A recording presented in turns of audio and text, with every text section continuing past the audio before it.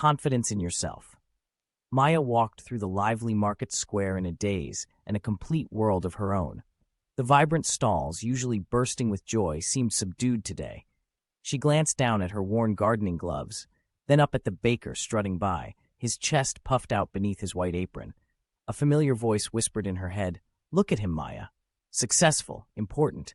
What are you?" Maya, a gardener with a heart brimming with passion, was a constant battleground of self-doubt.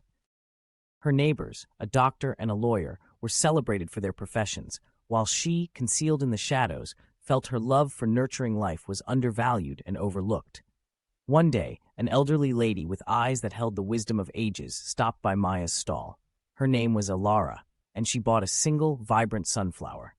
As Elara cradled the flower, she spoke, her voice a gentle rustle. "This sunflower," Elara said, "doesn't grow tall because it envies the oak tree. It thrives because it knows its own strength and purpose. It brings joy with its color, life with its seeds." Elara's words struck a chord. Maya realized her happiness was based on the wrong things. "But," she stammered, "people admire the doctor, the lawyer. They don't see the value in what I do." Elara's laughter, like the tinkling of wind chimes, filled the air. "Dear child, a doctor mends the body, a lawyer defends rights. You, my dear, mend the soul. You bring life from the earth and beauty to barren spaces. That, Maya, is a power that cannot be measured." Elara's words were a seed sown in fertile ground. Maya began to perceive her work in a new light. The doctor might save lives, but she brought life. The lawyer might argue rights, but she nurtured the very foundation of life, the earth itself. It was challenging. Doubts still nagged, but Maya fought back. She started a community garden, teaching children the magic of growing food. She saw the spark of wonder in their eyes and their connection with nature, and her heart bloomed brighter than any flower. One day, the lawyer, her neighbor, stopped by the garden. He looked at the children, their faces smeared with dirt, their eyes shining with newfound knowledge.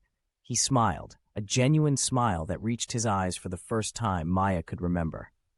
"This is beautiful, Maya," he said, a hint of awe in his voice. "Thank you for doing this." In that profound moment, Maya grasped the truth. Her worth wasn't a reflection of the lawyer's approval or the doctor's absence. It was the joy she ignited, the life she nurtured, the bond she fostered with the earth and others.